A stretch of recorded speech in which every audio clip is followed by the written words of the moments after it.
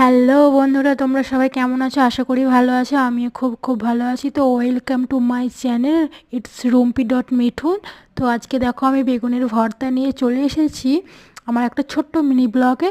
তো বেগুনের ভর্তার ফুল রেসিপি দেখতে চাইলে অবশ্যই আমায় কমেন্ট করে জানাবে, আর কেমন হয়েছে সেটাও আমাকে জানাবে। তো আমি আজকে বেগুন ভর্তায় দিয়েছি হচ্ছে পেঁয়াজ, কাঁচা লঙ্কা, লবণ, সরিষার তেল আর সামান্য পরিমাণ একটু লেবু। হ্যাঁ, লেবু দিয়েছি। তো এবার এটাকে আমি চটকে মেখে নিব। তো এরকম কে কে খেতে ভালোবাসো অবশ্যই আমায় জানাবে। আর আমি তো ভীষণ ভালোবাসি গরম ভাত আর এরকম বেগুনের ভর্তা ফেলে, তো উফ, জিভে পুরো জল আসছে বন্ধুরা।